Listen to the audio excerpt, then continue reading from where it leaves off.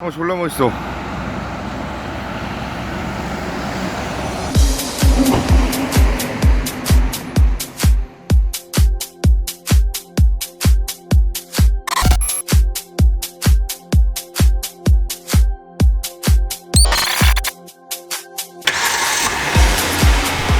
안녕하십니까. 야, 우리 그 설명서 던지는 거 해야지. 안녕하세요. 여러분들의 신차 고민을 열심히 처방해드리고 있는 차량지치 김실장입니다. 자, 오늘은요, 자, K7 프리미어 차량을 내차 사용법을 해보도록 하겠습니다.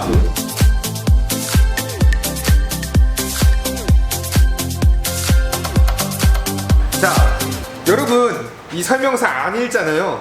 제가 오늘 장기렌트 고객님들이 오셔가지고 제가 이런 거 하나씩 설명해드리듯이 제가 버튼 하나씩 눌러보면서 K7에 어떤 기능들이 있고 이거를 어떻게 사용하면 되는지를 설명 한번 해봐드리도록 하겠습니다. 지금 소개해드릴 K7 프리미어 차량은요, 3.0 가솔린 차량으로 시그니처 트림을 진행했습니다.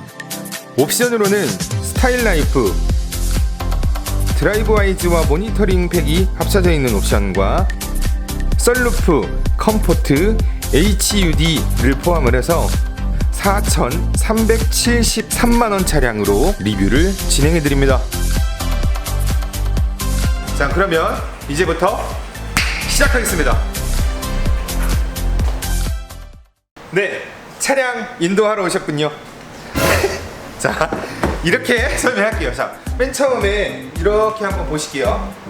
보시면 버튼이 이쪽에 있고 여기 하나 있고, 그 다음에 여기 이렇게 시트 조정하는 버튼이 있고, 그 다음에 여기 보시면은 운전하다 왼쪽 부분에 이렇게 버튼들이 있는데, 여기부터 먼저 하나씩 한번 설명드리도록 할게요.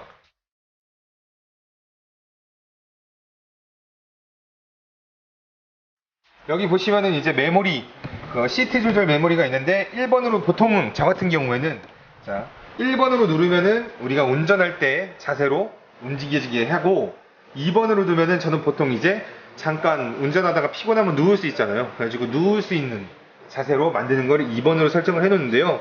자, 이 설정 같은 경우에는 세트를 먼저 누르고, 그 다음에 원하시는 조정 위치로 조정을 한 다음에 1번을 누르면 이제 1번으로 저장이 되는 거고, 그 다음에 다시 눕혀놓은 상태에서 세트 한번 누르고 2번을 누르면 바로 세팅이 되는 겁니다. 자, 다음으로 시트 조절하는 거. 이 버튼, 우리 지금 이렇게 보면은 이제 의자 모양으로 이렇게 세워져 있고 눕혀져 있잖아요.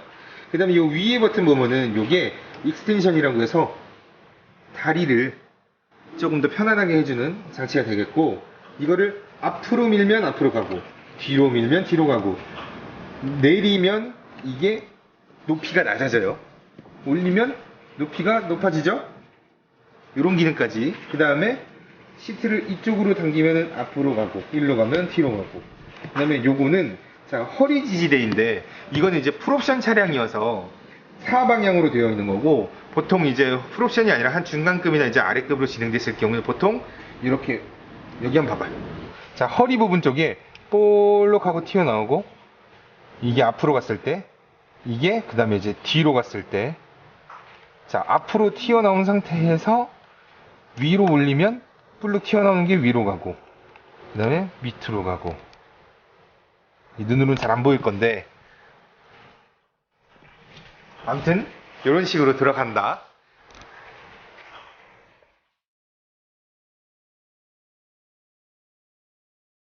네. 자, 다음 이렇게 왼쪽으로 보시면, 운전을 하다가 이렇게 왼쪽을 보게 되면, 이쪽 버튼 봤을 때는 이제 이 헤드램프가 높이 조절이 되는 건데, 이 높이를 조절하는 걸 나중에 확인해 보시면 되겠습니다. 그 다음에 요거는 이제 밤에 계기판에 밝기를 조절하는 버튼이 이 버튼이 되고요.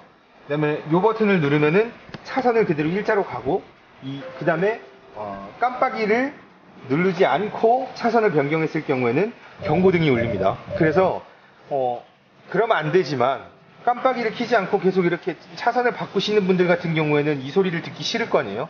그럴 땐 이 버튼을 한 번 더 누르면 꺼져요. 초록 색깔 불이 꺼지면 이 기능도 꺼지는 거예요. 다시 이 버튼을 누르면은 계기판에 초록 색깔 불이 다시 들어오게 되니까 그럴 때에는 이 기능이 시행이 된다고 보시면 되겠죠. 자, 다음 요 밑에 보면은 이렇게 측 후방 센서를 이제 확인할 수 있는 건데, 자, 우리가 사각지대에 있을 때 주행을 하다가 깜빡이를 켰는데 차가 사각지대에 있었다. 그러면 이게 실제로는 우리가 사이드 미러를 봤을 때 안 보일 거란 말이죠. 그럴 때 이런 것들을 사각지대로 확인할 수 있는 이 센서가 바로 이 측 후방 센서인데, 자, 측 후방 센서의 버튼을 이렇게 불이 안 들어온 상태면 꺼져 있는 상태고, 그 다음에 이걸 누르면 켜지는 상태가 되면서 여기에도 안내창이 뜨겠죠. 자, 다시 볼게요.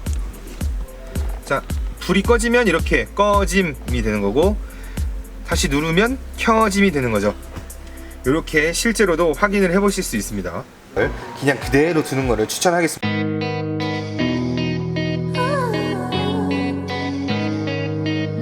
자, 여기 보면 마이너스가 있고 플러스가 있는데, 이런 패드 시프트 기능, 마이너스로 하면은 단이 내려가고 플러스로 하면은 단이 점점 올라가고, 우리가 이제 요즘 요 키봉 같은 걸 보면은 옛날 차량 같은 경우는 여기에 이제 플러스, 마이너스 이렇게 돼 있어가지고 수동으로 1단, 2단, 3단, 4단 이렇게 단을 올릴 수 있는 수동 기어가 있었는데, 현재는 이제 그런 기능이 없고 여기서 수동으로 단수를 올리는 거, 이런 기능을 사용하기 위해서 이런 게 있는 거고.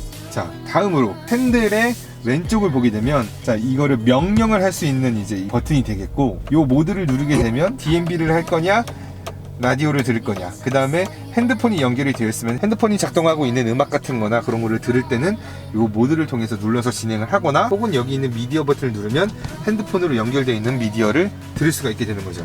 자, 그 다음에 여기는 이제 볼륨 버튼 조정 이렇게 하시면 되고, 채널 버튼은 이렇게 조정하고, 보통 이제 핸드폰으로 연결이 되어 있다면 다음 곡으로 누를 때 위로 오르고, 그 전 곡을 누를 때는 아래로 누르면 진행이 될 겁니다. 그 다음에 핸드폰에 연결이 되어 있는 상태에서 블루투스 기능을 활용하는 건데, 전화가 왔을 때 전화를 받으려는 버튼은 이 버튼이고, 전화를 끄는 버튼은 이 버튼이 되겠습니다. 자, 다음 오른쪽으로 넘어가게 되면 이 버튼은 이제 메뉴 버튼인데, 이제 이 메뉴 버튼은 이제 세 가지가 있습니다. 연비 정보, 그 다음에 이제 방향, 우리가 사방향이 어디에 있냐를 확인할 수 있는 거고, 운전자 주의 확인할 수 있는 건데, 추가적으로 타이어 공기압과 차로 이탈 방지 보조 시스템을 확인할 수 있는 건데, 보통은 여기다가 대고는 진행을 잘 안 하고, 연비 정보 관련한 거죠. 저 같은 경우는 연비에 좀 신경을 쓰는 편이기 때문에 평균 연비를 보여줄 수 있는 화면을 보통 보는 편이고, 그 다음에 우리 같이 촬영을 하고 있는 선 PD 같은 경우에는 여기에 이제 속도를 확인할 수 있는 버튼을 보통 놓는 편이거든요. 근데 지금 현재 이 차량에는 헤드업 디스플레이 차량이기 때문에 요 기능을 별로 안 써도 되겠죠? 그럴 경우에는 어디 넣겠어요? 선팀 같은 경우에는 연비요. 자, 저도 연비에 넣을 거예요. 자, 지금 또 밑으로 내려보면은 이제 컴포트라는 버튼이 써져 있는데, 이건 이제 드라이브 모드를 조정하는 버튼이에요. 이거를 이제 쉽게 얘기를 하면은 차량의 RPM을 조절하면서 이 차량의 연비를 좀 조절할 수 있고, 이 차량의 성능을 조금 조절할 수 있는 기능인데, 이 버튼을 보면 이제 이 차량의 성능을 조절할 수 있는 버튼이 되겠는데, 요거를 왼쪽에 놓고 오른쪽으로 돌리는 거에 따라서, 자, 차량의 성능이 바뀌게 됩니다. 자, 차량의 성능이 바뀌게 되면 계기판에 스마트, 에코, 컴포트, 스포츠 모드, 자, 이렇게 화려하게 계기판이 움직이는 것들은 풀옵션 차량이기 때문에 움직이는 거니까, 이렇게 움직이지 않는다 하더라도 내 차는 왜 이렇게 안 움직이는 거야? 라고 하시면 안 됩니다. 맨 처음에 차량을 구매할 때 딜러분들과 상의를 해서 난 이런 기능을 쓰고 싶어, 이런 기능을 쓰고 싶지 않아를 정확하게 말씀해 주셔야 됩니다. 요거는 옵션 사양입니다. You should see the place I'm living now. You can find the faucet I'm giving up. 일단 어떤 액션이 취해지는지는 일단 확인을 했고, 자, 이제 보통 스포츠로 놓게 되면은 이 차량이 RPM이 엄청 올라가면서 차량이 빠르게 움직일 수 있는 모드가 되는 거고, 보통 저 같은 경우에는 스마트 버튼으로 놔서 내가 악셀을 어떻게 밟냐에 따라서 이 차량이 스포티하게 갈 건지 아니면 연비 중으로 갈 건지를 자동으로 정할 수 있는 게 바로 스마트 모드라고 보면 되고, 자, 나는 빨리 가는 거 필요 없어, 나는 연비가 제일 좋아 할 때는 에코 모드로 놓으면서 RPM을 최대한 낮춰서 엔진이 돌아가는 거를 최대한 낮추면서 진행하는 모드가 되겠는데, 이렇게 진행할 경우에는 미션에 살짝 무리가 간다라는 얘기들은 있고, 저도 그렇게 생각하고 있기 때문에 보통은 컴포트로 놓는 게 보통이고요.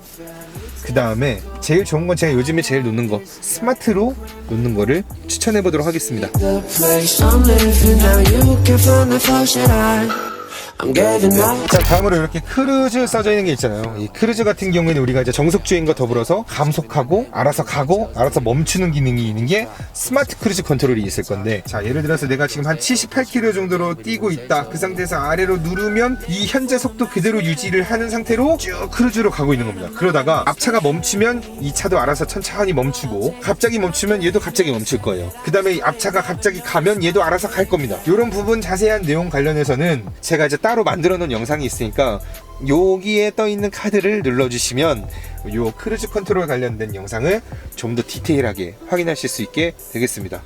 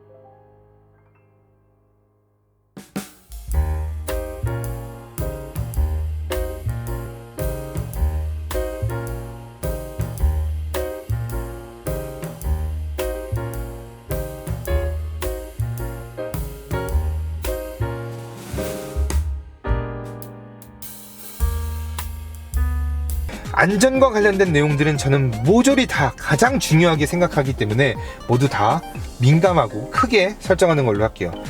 안전운전 확인 전화? 이건 뭐지?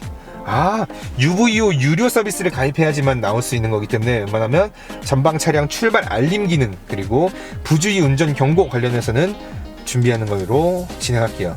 전방 안전 관련해선 충돌 방지 보조, 충돌 경보, 끄기 이렇게 있는데, 충돌 방지 보조라고 하면은 이 차량이 경고만 알리는 게 아니라 실제로 브레이크까지 밟는 걸 설정하실 수 있는 겁니다. 따라서 저는 충돌 방지 보조까지로 설정하는 걸 추천하도록 하고요. 차로 안전, 차로 이탈 방지 보조, 차로 이탈 경보가 있는데 1단계, 2단계라고 보시면 돼요.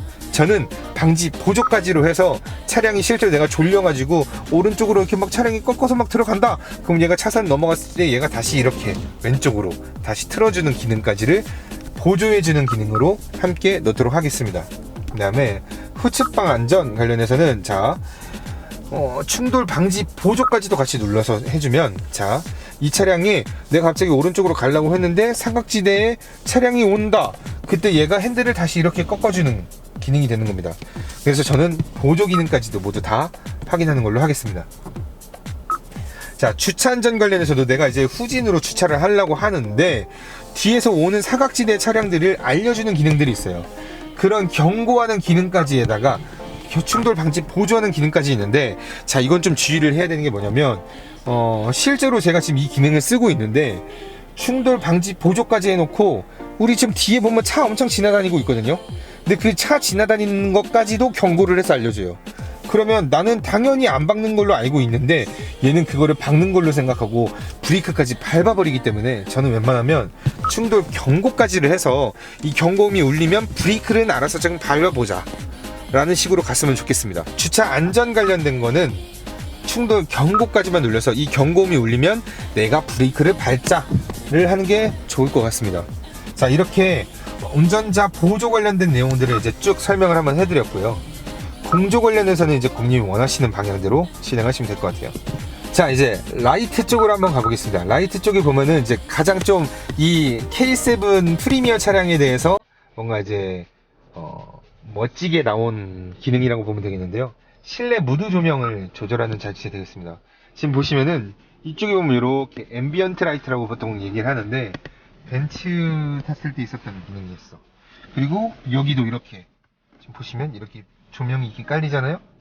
지금 밝아서 그러는데, 꺼서 이렇게 여기 조명 깔리고, 여기도 깔리고, 여기도 이렇게 깔리고 이쁘게 이렇게 세 가지까지가 끝난 것 같은데, 이거를 밝기를 조절할 수 있겠네요. 이렇게 됐다. 0으로 놓으면은 완전 줄어지고, 3으로 주면 완전 연하고, 10으로 넣으면 밝고, 그 상태에서 색상을 오렌지 딜라이트, 골드, 하늘 색깔, 민트 비슷한 느낌이네. 사용자 지정 색깔, 사용자 지정 색깔은 내가 이렇게 차량을 정할 수가 있습니다. 우리 오토브라더스는 파란 색깔이니까 이렇게 파란 색깔로 조명을 만들면서 마무리해 볼게요. 라이트 관련해서는 이렇게까지 한번 알려드리고, 도어 관련해서도 한번 신경 써야 될 게 뭐가 있을까. 자동 잠금 관련해서는 주행을 시작할 때, 드라이브로 놓고 주행을 시작할 때는 알아서 자동 문이 잠길 수 있도록 준비하는 게 좋겠습니다.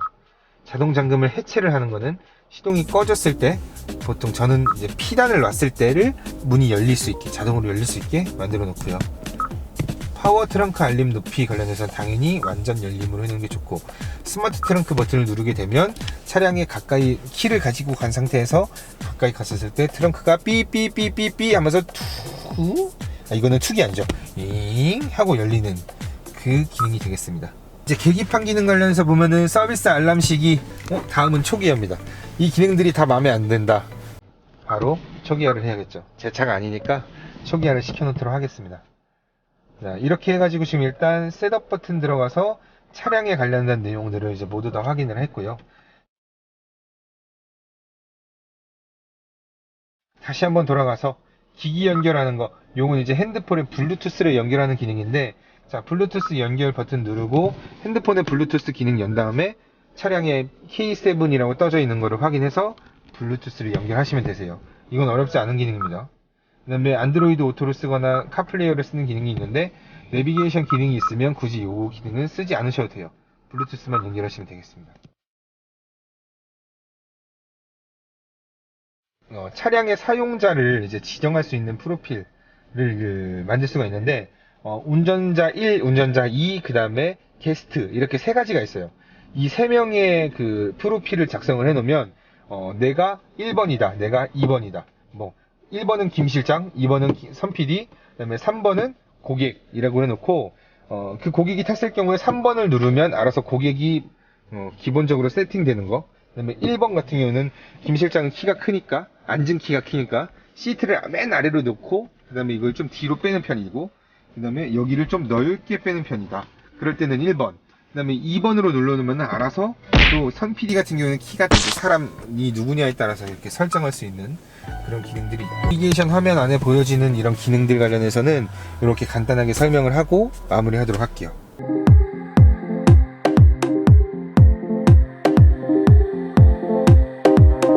자, 이제 이 차량의 마무리 단계가 될 것 같습니다. 자, 이렇게 P 버튼이 있는데 이 버튼을 누르면 파킹이 들어가게 되는 거고, 자, 이렇게 드라이브를 놓은 상태에서 파킹을 누르면 알아서 파킹으로 바뀌는데, 저는 이 기어봉이 좋은 게 뭐냐면, 자, 이렇게 드라이브를 놓은 상태에서 이제 주차까지 다 끝났어요.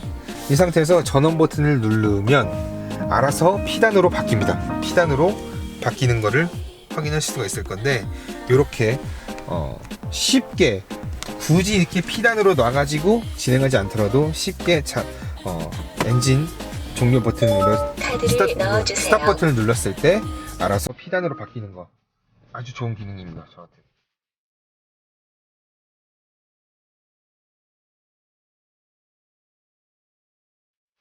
P단으로 놓은 상태에서 자, 주변에 소리를 듣고 싶다, 이 삐삐삐삐 소리를 듣고 싶다, 안 듣고 싶다를 0으로 설정할 수 있습니다.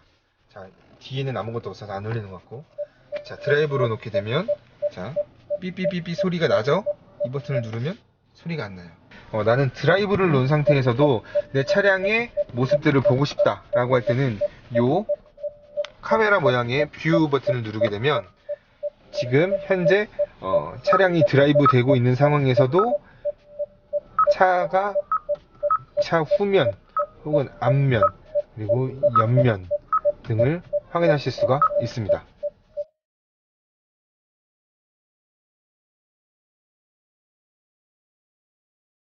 이 버튼을 누르게 되면요, 우리 후석 선 커튼이 되겠는데, 이 버튼을 누르면 후방 선 커튼이 열리고요, 다시 한번 누르면 다시 닫혀지겠죠.